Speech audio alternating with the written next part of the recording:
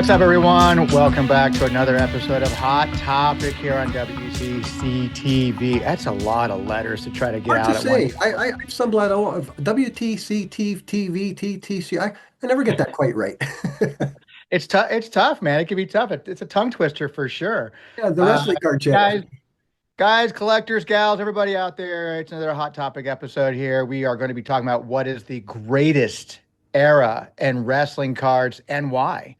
I would typically think that Paul and I would agree on what era we love, but I'm going to be a little different today. I'm going to be a little different because I know that we both like to talk about this particular era. Paul, what is your era? Actually, I'm going to go ahead and guess what your era is because I know it's probably the same as mine, but I'm going to take a counterpoint to this. I'm going to say it's going to be that Fleer era. Am I right? You're absolutely right. It's not even a discussion for me. But before we sort of go back and forth on which ones we like, let me just run down what we consider to be the eras. So obviously there's a Topps era. And if you want to get picky about it, there's three Topps eras. There's the current True. Topps era from 2025 to current day, and there's the early WCW 90s era, right? And then, of course, there's the big era after Fleer, where Topps goes all the way from 2005 right to 2021, and that's where most of the cards came out. So we got Topps, we got Panini that came out in 2022 to 2024. The Fleer era, which was 2001 to 2003, 13 sets there. The TriStar era. Correction, that'd be 2004, sir. Yeah, isn't that what I said? What did I say? 2003? Three, yeah. Yeah, my apologies. 2001 to 4. Um, the TriStar era, which was 2008 to 2013 for TNA. And then we had the lesser ones. I don't know if you call them eras, but Comic Images, Action Pact, Edibus out of Italy, which did the Lamin cards, Merlin stuff out of the UK in the 90s. But I'll go first. In my opinion, I'll give you my top four, one, two, three, four. Number one is Fleer, without a doubt, for me, and then we'll get into it when we go back and forth. I would put number two as Panini, because they did some magnificent things over the couple of years that they had the license. Then you have to give it to Topps at number three. Even though I know you like TriStar, I put Topps at number three just for volume, just for being there, just because, hey, Topps is Topps. And then I would put TriStar TNA 4. The Comic Images, Action Pact, Oedipus Merlin, they were good releases, but they weren't eras really. They were just No. one or two. So really the four eras are Topps one, two, three, Panini, Fleer, and TriStar. But for me, my brother, it all begins and ends with Fleer. I think that their first set, the WrestleMania set that came out in 2001, changed the game, and it sort of set the tone for what wrestling cards was going to be. In fact, when it came out, it had a parallel championship gold right off the bat. And then we get into 13 different sets that happened, like you say, from 2001 to 2004, that pretty much have everything that you'd want to see in wrestling card releases. They were the first autographs. They were the first memorabilia. They were first Kiss cards. And then we had some, wonderful, wonderful releases of just configurations, the way they were put together. But you know, I respect what Panini did. Panini was fantastic. They had some wonderful photography, like in Photogenic. I believe Immaculate is still one of my favorite sets of all time. But for me, Panini excelled in parallel structure. You know, um, Yeah. black, yellow, green, pink, white, blue, zebra, white sparkle, lunchbox, whatever, whatever you can think of, and those are all just production things. Those are all just ways to make the same card look different. And I've never been a big parallel guy, but if you're a PC, you are. So if you want to have 15, 20 of the same Dexter Loomis card, you can buy a Panini set and get there with that. Um, Yep. it's always been a bit weird to me. Like remember when we had Drake Magruder on, and he was talking how he loves to buy the golds because to me, or Yep. golds connote quality. Well, it's always been funny to me, and I know this isn't wrestling. This is just Panini Prism in general and all the sports. Is that black would be the color that they would have chosen to be the top card. Like the black rock card is the most expensive modern card. It should be gold because gold does connote quality, and it speaks Yeah. to, for me, you know, great job with big sets. Great job. This is Panini now, modern Panini. Great job with a lot of different names that we wouldn't see. A lot of NXT. A lot of you look at a lot of cards and you'll say, "Shit, I've never seen these people before," because they were very Yeah. way. But I just find that Fleer, Tony, they just had it all for me, you know.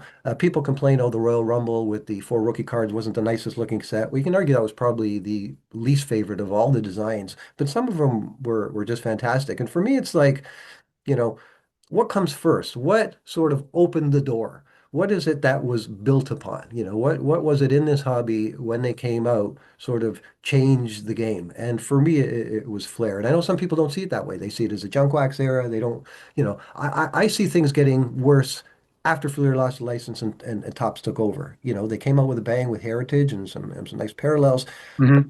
over the next 15 years or however long it went, you know, like my favorite Topps release of all time is Topps Platinum, which didn't come out until Yeah. 2010. And of course, they did some great things. You know, they did Heritage, they did Undisputed, they did Road to WrestleManias, you know, but it got a little bit samey. It got a little bit tired for me. And that's what happens. You get a bit long in the tooth, I feel, when you're with a license for too long. So here I am again doing all the talking. You tell me, what do you think the number one, what do you think the number release is? Well, I mean, traditionally, I'm going to agree with you on Fleers like that. But if I had to give a counterpoint to that, I would go with Panini and switch the roles and put Panini number one, Fleer number two. But in my heart of hearts, it's always Fleer for me. And for all the reasons that you said, even with the parallels they did one level of parallel. It was all accessible. In that time, it was still difficult. Early years of the internet allowed us to go out there and find that, championship, gold foil stamp on the card to get that parallel, to get that gold parallel, the Absolute Divas, excuse me, or the gold foil parallel on the WrestleMania 20. They were accessible. And those were the times that I really enjoyed going after and getting true master sets. Yes. Being able to have all the autographs, all the relics, all the parallel. I mean, everything I had everything that, it was just a great time to be a wrestling card collector. It just, like you said, it encompassed everything that I enjoyed about collecting the cards like that. It was everything, the whole roster of everything. Um, and because of Topps taking over in 2005, yeah, Heritage was fun. I'm like, okay, I have two more levels of parallel to go after now. I have to go after them, not only the regular refractors, but I have to go after the X fractors and now super fractors. And it just became, okay, you know what? I'm a completist. I like to have everything. I'm tapping out. I just can't complete everything anymore. I try to keep up with base sets, maybe some certain levels of chase, but as far as getting true master sets, I was done. And because of that, I did lose a bit of my desire to collect. And Topps kind of ruined that for me. So Panini brought it back for me in a sense that it was new. I knew that I was already in the mindset that I'm not going to collect everything possible. I wasn't even going to go after sets. And it just happened to be at that time. You know what?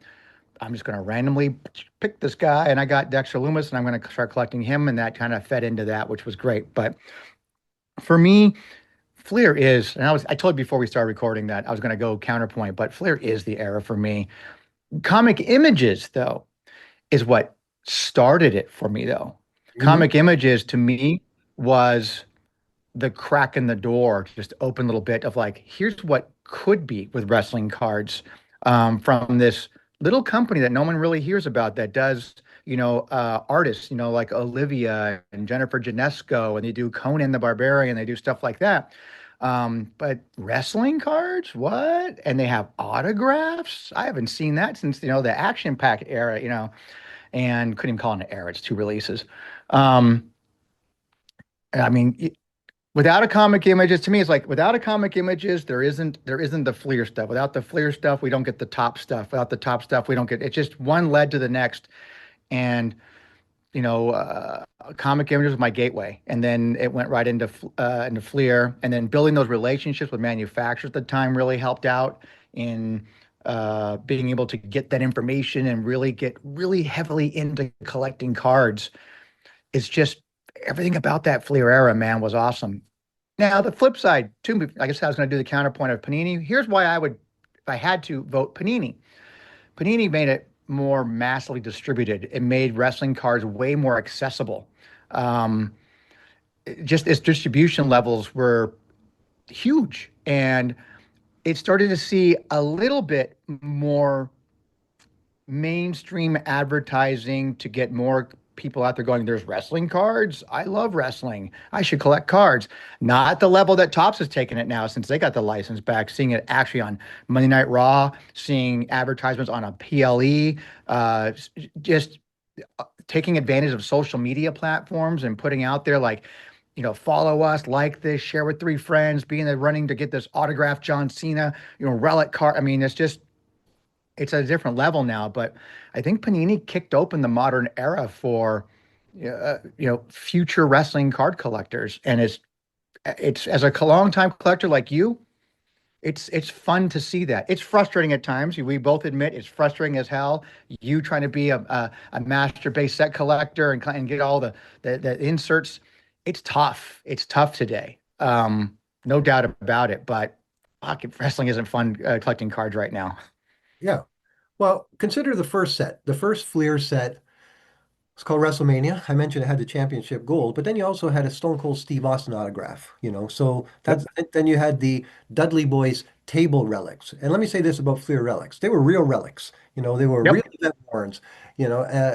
Some of the actual insert sets, like the Matitude with the imprints of the guys on it, have never been done before. Um, Yep. we had the Hurricane mask that went into short production, the Farouk knee brace that went into short production. There's nothing like that in any other era where people are talking about cards like that are so desirable. Like, if you want to talk about the What rarest, I liked about those two at the time too, I liked that a lot of that stuff, especially when it came to like ring match stuff or ring skirt. They had the ring skirt on a lot of those war booty cards.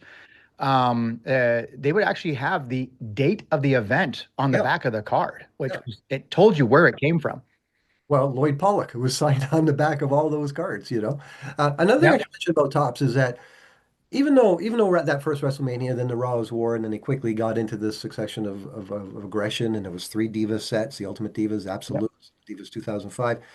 The first big sort of mainstream card set to the hobby that resembled in wrestling that resembled hockey and baseball and football was in actual fact the first Topps WCW set in 1998. So I want to give a special due to that first Topps era.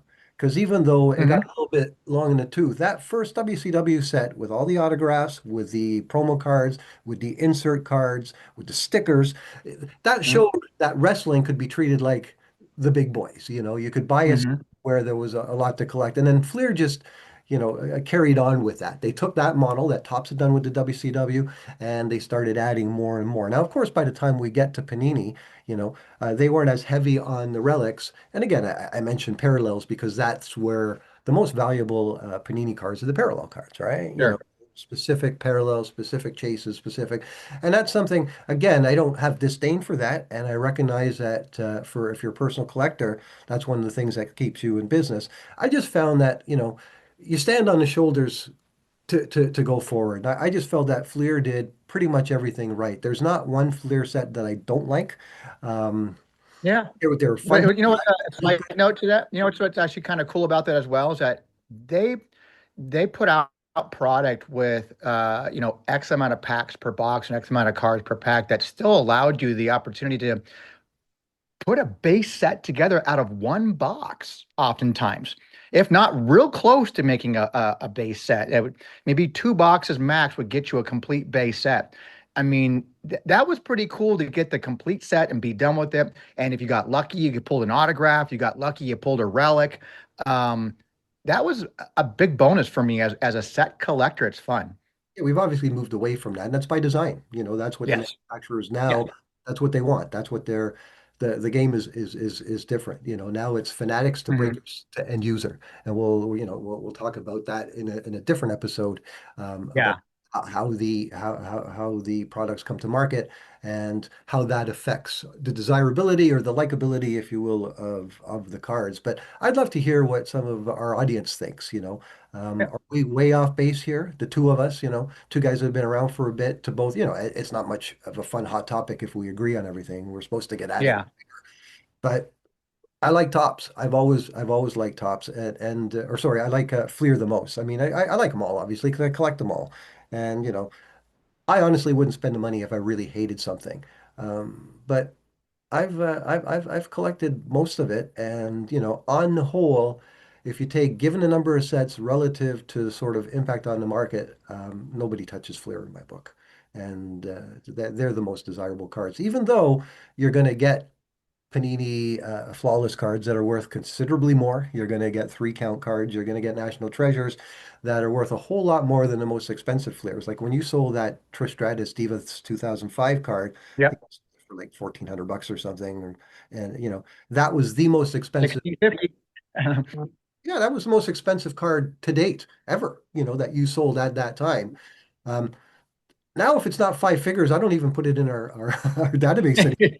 You Which know, is great because I love to see that. It's a great testament to how far and where wrestling cards have come to. And we've talked about it many times before on many different episodes where, to be taken seriously. And I think that the value is there. There are people who are getting into the hobby for all different reasons, but that are pushing those numbers higher and higher every single year. And it was unheard of to hit five figures. Now it's been unheard of to hit six figures, and here we are with several cards, vintage or not, doesn't matter. That wrestling is wrestling cards, and it's hitting those numbers. And maybe another 5, 10 years down the road, we hit our first seven-figure card. Who knows? we It's the know door is open, and people are very much into the hobby, which I love to see. we know those WrestleMania patch cards, which I believe are going to come out in royalty or And exalt one of the high-end sets. We know that they're going to get some pretty big numbers. Are they going to get to six figures? Are they going to give the top Hogans a run for the money? Who knows? I certainly wouldn't say it's not possible. Anything's possible. All you need is a Logan Paul or a Steve Aoki or a Jerry Padawar, these kinds of cats with big bread, that can come in, a Gary V. yep. And they're called disruptors for a reason because they come in, they disrupt trains of thought and thinking, and they spend a Mhm. few bucks, which is nothing to them in the grand scheme of things. Like look at the money O'Leary's spending on trading cards, admittedly. These are the kinds Yep. of things that are going to reshape the markets for us. But if you're a wrestling card collector and you've never gotten into the Fleer product, you've never gone back and looked at any of those sets, any of those autographs, any of those insert cards, you're missing out because that's where some of the best stuff. Now, it represented mostly the early 2000s, so it was basically the ruthless aggression John Cena era, right? It wasn't a full. Sure. But it came out of, we came out of the Attitude Era right to the Ruthless Aggression era. So you're going to get, all that level type of people. You're going to be getting, on the female side, your Trish Stratuses and Litas and Molly Hollies and things like that. And then the men's side, you're going to get early John Cena's and Randy Orton's, Brock Lesnar's, things like that. But it's just a fun era. Design wise, they're some of the best looking cards. Insert wise, some of the best looking cards. Even die cut relic type cards, from that Raw versus SmackDown stuff. It's just there Never was seen- some good stuff back then. Hmm? We'd never seen those before until that point. A die No, we cut. had never seen those before. We had a lot of things And we'd we'd never never seen. seen individual, like, we'd never seen individual, they were called divas back then, but lady sets. But there was Mhm. three of them dedicated to just the women. Panini didn't do that. Tops, I think, had an evolution set along the way, but again, not a ton, whereas Fleer No. over 13 had three. And those were good sets. They had mini posters. They had, you'd have Tori Wilson bikini. Then you'd have neat stuff like you'd have a Trish Stratus leather pant, leather skirt, Hmm. that kind of thing. And that led to the hurricane mask, which became so rare, and the Frug knee bracelet became so. And there's other ones. It's just that it's like if you asked me what happened 2 WrestleManias ago, I couldn't tell you. But if you asked me what happened in WrestleMania 1 through 10, I could probably name every main event of each because those were the ones that we sort of built off of. They're the ones that are in my head because the whole thing, I'm not going to say the hobby was founded on those cards, but they just did so much to sort of propel what the product was and could be going forward. And that's what it became. And admittedly, Yes. by the time we got to Panini, we were ready for that change because I don't want to say Topps had dropped the ball, but they'd become stale. It really had become stale. They made things very difficult in some senses where the continuations of sets became really confusing to collectors, where you have like you have your flagship set that's 1 through 100, then now forever it's just 101 through 200. They look identical, but they are different. And then you had the different types of chase inserts that you can find 10 cards over here in this retail product, but the other 10 over in the hobby product, and the other 10's over in the blaster. I mean, it just became like this really difficult thing to follow through. So I thank God for sites like what you have, is like that to help, identify those things. But it's you're right. It got stale. So, but we're going along on this about repeating ourselves on a bunch of stuff here. But it's Fleer is always going to be, I think, to me, the foundation that, like you said, that everything else is built upon to keep going, leveling up every time. And I like the direction that we're going. No matter if you're a set collector or a player collector or you're just an insert collector, it's still all very fun and it's being taken very seriously now as a major player. Well, give us your thoughts, guys. Go back, look at your sets, go onto eBay and look at stuff from the different eras and send us a comment. Let us know what you think. Yeah. We didn't design it this way, this topic that we were both agreed, but we've both known for a while that we've both had a sort of soft spot for the Fleer product. And Oh uh, yeah. the more that I see this new tops and the more I see what happened in the last year of Panini, the more I sort of are jonesing for the Fleer kind of approach to things. But that's Same. that's life, life moves on and we get older and times change. So that's all I got. But yeah, my favorite, no question about it, Fleer. I have to say ditto. But let's hear from you guys, man. There's a lot of different sets have come out over the years to pick from. What's the set that got you started? How'd you get into this? Is that your era? Do you consider that your era? Is that the first Panini set your era? Is that first top set that came out? Is that your era? I mean, what do you guys consider to be, the greatest era of wrestling cards to date? That's all I got, man. Yeah, so let us know, guys. Tony, nice seeing you as always. Keep these short, keep Yep. the conversation going. Always great chatting about these things. But yeah, this is one I'd really like to get some feedback on because, maybe we're off on an island. Everyone thinks that you guys are nuts. Panini is it. But let's Well, they're see. not wrong. All right, guys. All right, guys, we'll see you next time. Thank you. Yeah.